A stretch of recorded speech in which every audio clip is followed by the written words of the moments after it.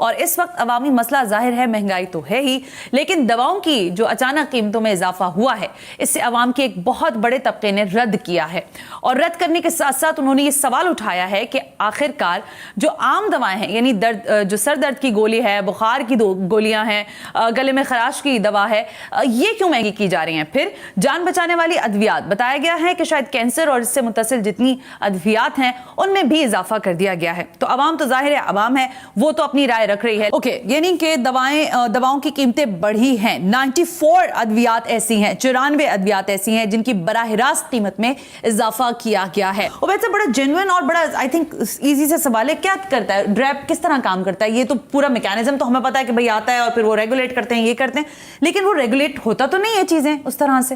اچھا محترمہ، مجھے صرف دو چھوٹے چھوٹے سے جوابات دیتے ہیں۔ ایک تو ایکسپورٹ کی بات کی کہ پاکستان کی ایکسپورٹ بہت ہو رہی ہے، میں آپ سے شیئر کروں، نارتھ امریکہ ہو یا آپ کا یورپ ہو یا آپ کا جاپان ہو یا آپ کا سنگاپور ہو یا آپ کا سعودی عربیہ ہو یا آپ کا آسٹریلیا ہو، نیوزی لینڈ ہو، کہیں ایکسپورٹ نہیں ہو رہی، کہیں زیرو۔ ان کے شیلف پر پاکستان کی بنی ہوئی کوئی دوا، چاہے وہ اے فرام ایبٹ، زیڈ فرام زافا، کسی کی بھی دوا، چاہے وہ جی ایس کے، چاہے فائزر پاکستان، اس پاکستان کے پریمیسز میں بنی ہوئی مینوفیکچرنگ فیسلٹی کی کوئی دوا، وہ تو کہہ رہے ہیں 95%۔ میں آپ سے میڈم بہت ذمہ داری سے ٹی وی پہ کہہ رہا ہوں کہ 95% میں نے کہا یہاں پہ ہم جو ایکسپورٹ 95% نہیں کہہ رہا ہوں، جو میڈم جو پوٹینشیل ملک ہے نا جس سے ہم مقابلہ کر رہے ہیں پڑوس ممالک کا، اگر باہر یو ایس کے اندر 10 دوا لکھی جاتی ہے تو 9 جنیرک ہوتی ہے، اور 9 جنیرک میں 6 پڑوس کے ممالک کی ہوتی ہیں۔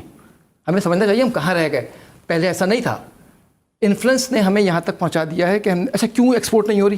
کیونکہ وہ ریکوائر کرتے ہیں quality, safety. If we have what's the harm کہ ہم وہاں پہ ایکسپورٹ کر سکیں، ہو پریونٹ اس؟ فرسٹ تو یہ ہو گئی۔ سیکنڈ بات میڈم آپ نے کہی کہ پرائس جو ہے وہ من مانی قیمت نہیں ہوتی۔ اگر یہ من مانی قیمت نہیں تھی تو پھر یہ مسٹر عمران خان نے کس کو کہا تھا کہ جی پکڑیں گے؟ کس کو کہا تھا وہ میڈم وہ فردوسہ شیخ عوان نے کہ جی ہم پکڑیں گے اور پیسہ نکالیں گے، کورٹ لے کے جائیں گے؟ کہ کس نے، عامر کیانی صاحب نے کیا کہا تھا؟ ظفر مرزا صاحب کیوں لائے گئے تھے یہاں پر؟ کس میکینزم کے تھرو ڈریپ کام کر رہا ہے؟ کیا مانیٹرنگ ہوتی ہے؟ ادویات کی قیمتوں میں کیسے اضافہ کیا جاتا ہے؟ اور جیسے توقیر صاحب فرما رہے ہیں کہ پچھلے کئی برس سے اضافہ نہیں کیا گیا، تو کیا ایسی ہی حقیقت ہے یا اس کے پس پردہ کچھ اور حقائق ہیں؟ اتنے سادہ ہیں میر، جس کے ہوئے سبب بیمار اسی اطار کے لونڈے سے دوا مانگتے ہیں۔ آپ مجھے بتائیے کہ اس چند نمک کی آڑ میں آپ گوشت کی قیمت بڑھا دیں۔ نمک تو سال میں استعمال کریں گے 1 کلو، گوشت پورے سال میں استعمال کریں گے منوں، تو آپ کہیں گے کہ جی 50% نمک بڑھایا گیا، 50% گوشت بڑھایا گیا، پھر نمک کم تھا۔ یہ جو 94 ادویہ ہیں ان کی لسٹ شائع نہیں ہوئی۔ اگر شفافیت تھی تو لسٹ شائع کر دیتے اس کی، اگر شفافیت اوپننس تھا تو بتا دیتے کون سی دوا ہے۔ اچھا ہم پوچھنا نہیں چاہیں as a regulator government, company کی مجال کیسے ہوئی دوا بند کرنے کی بغیر بتائے؟ شارٹ کیسے کر دی؟ جو لوگ مرے اس کے ذمہ دار کون ہوں گے؟ اور ہم کیا پوچھنا نہیں چاہیں گے کہ پڑوس کے ممالک میں کیوں دستیاب ہے اگر یہاں دستیاب نہیں ہے؟ ٹھیک ہے، اچھا آئیے، ہو سکتا ہے کہ ڈرگ کی وائبلٹی نہیں بنتی ہو، میں کہہ رہا ہوں 1 روپے کی دوا کو آپ 200 روپے کی کر دیجیے اگر وائبلٹی نہیں بنتی ہے، مریض کو دوا پہنچائیے، مگر دوسری طرف ذرا ان معاملات کے جواب دے دیجیے۔ ایک ہی دوا جو ایک کمپنی انہی ایسوسیشن کے بھائی کی ہے، فرض کر لیجیے اس کمپنی کا نام اے ہے، وہ دوا بیچتی ہے 20 روپے کی، مارکیٹر کو 20 روپے کا دیتی ہے۔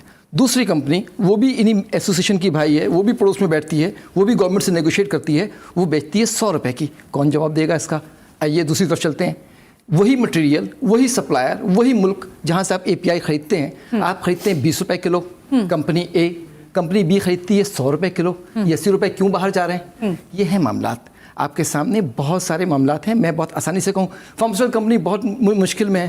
پاکستان کی فارماسیوٹیکل کمپنی نے 12% گروتھ کیا ہے۔ دیکھیں یہ آپس میں نیکسس ہے سارے فارماسیوٹیکلز کا، ڈاکٹرز کا اور باقی سارے لوگوں کا، یہ مل ملا کے لوگوں کو ادویات مہنگی بیچتے ہیں اور اس میں ڈریپ بھی شامل ہے۔ میں ڈریپ کو مائنس تو نہیں کر سکتے نا عبید صاحب؟ نہیں بالکل الگ نہیں کر سکتا۔ ڈریپ یقیناً اس کنویں کا حصہ ہے جس کنویں میں گندگی گری ہوئی ہے۔ اس کنویں سے آپ کبھی منسٹر کے نام پہ پانی نکال کے پھینک دیجئے، کبھی دوسرے منسٹر کے نام پہ دوسرا پانی نکال کے پھینک دیجئے، لیکن گندگی کا جو دیکھیے کمپنی کو ہم فائدہ پہنچانے کے لیے نہیں بیٹھے ہوئے، ہم پہنچے ہوئے عوام کو فائدہ پہنچانے کے لیے، جو کہ نہیں ہوا۔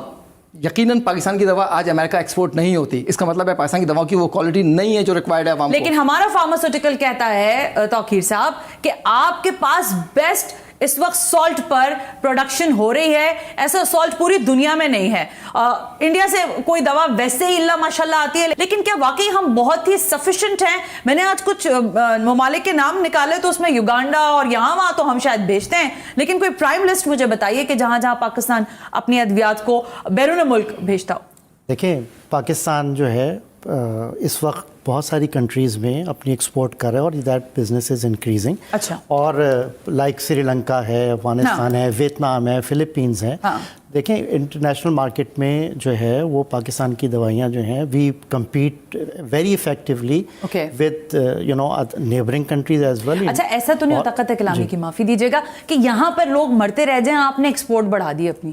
دیکھیں 95% جو یہاں کی نیشنل اور ملٹی نیشنل کمپنیز ہیں, یہ 95 سے 97% تک جو ملک کی ضرورت ہے دوائیوں کو وہ ماشاءاللہ پورا کر رہی ہے. اور اس وقت آپ دیکھیں کہ جو ریبیز کی ویکسین یہاں نہیں ہے. نہیں, ایک سیکنڈ مجھے بات پوری کرنے دیں. دیکھیں جو تقریباً 70% اس وقت جو ٹوٹل فارماسیوٹیکل مارکیٹ 400 بلین کی ہے, اس کا 70% جو ہے وہ نیشنل کمپنیز جو یہاں لوکل کمپنیز ہیں وہ ضروریات کیٹر کر رہی ہیں, اور آج سے 15 سال پہلے یہ وائس ورسا تھا. اچھا, پھر یہ کہ تو لائسنس تو سر یہاں دھڑا دھڑ بڑھتے ہیں. اب میں لائسنس والی چیز پہ تو نہیں آنا چاہتی کہ اس کے ایس او پیز کیا ہیں.